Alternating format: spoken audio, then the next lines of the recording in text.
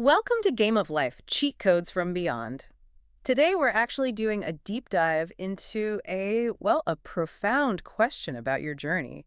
I mean, what if life isn't just a series of random events, but a masterclass in awakening? Right, and that's exactly what we're looking at today using the book Seven Universal Truths from Near-Death Experiences by L.A. Fairhoff, Yes, specifically we are diving into truth number 4, on purpose and experiential learning.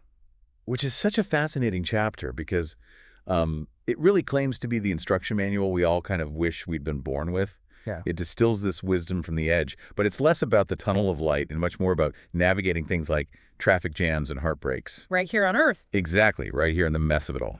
And the hook for this deep dive is, well, it stops you in your tracks, this idea that life is a carefully designed course of study. Yeah, it really tries to reframe the human experience. Fairhoff argues that the difficulties we face, the things we usually just write off as bad luck, are actually precisely calibrated opportunities. Precisely calibrated. Right. That's a rather heavy concept, isn't it?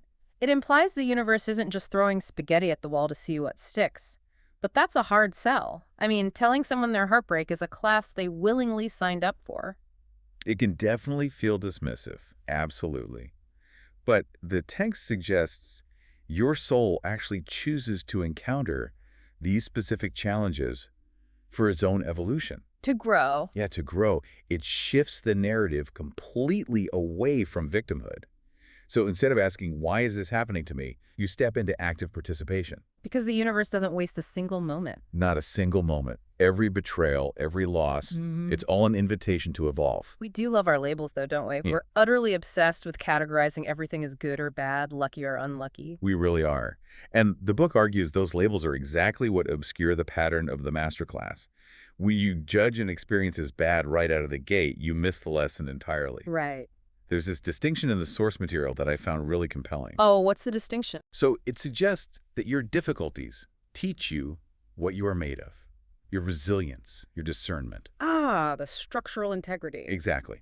But your delights and joys, those are breadcrumbs.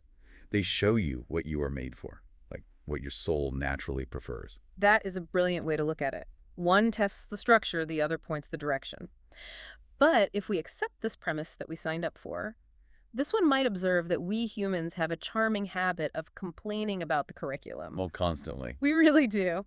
Oh, not this lesson again. Yeah. It's as if the universe, having invested so much in our spiritual education, would simply toss arbitrary hurdles in our path for pure mischief.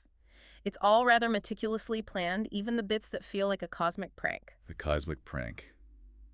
That is it in a nutshell. We act like we're being picked on, rather than following a lesson plan we helped design. Like, we enrolled in the advanced placement course for soul expansion, but we spend the entire semester complaining about the workload. That's a perfect way to put it. So if we are stuck in this prank, or this advanced class, how do we get out? The book mentions alchemizing existence. Yes, so this is the practical tool. Yeah. It requires a fundamental shift in the questions you ask. Okay. When you hit a wall, instead of asking, why is this happening to me, you have to ask, what is this teaching me? And write down what emerges without judgment. Just a quick pause there, because in the moment, say you've just been fired or dumped or you're grieving, asking what is this teaching me feels almost impossible. It does. It feels like incredible friction. It is incredibly hard. It requires you to override your basic instinct to defend yourself, but that friction is the entire point.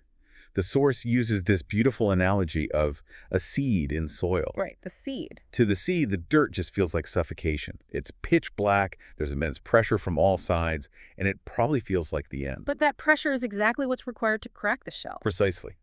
The conditions that feel like they are destroying you are the exact conditions required for your becoming. The darkness isn't a tomb, it's a womb for growth. That is quite profound. It really shifts the perspective.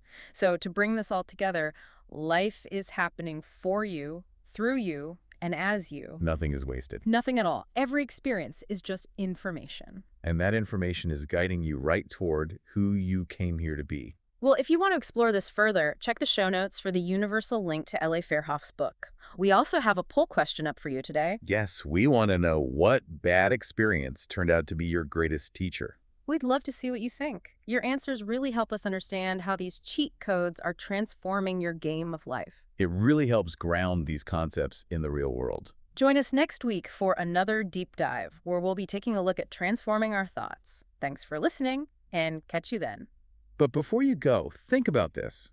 If you really did design this curriculum for yourself, what is it you are trying to teach yourself right now?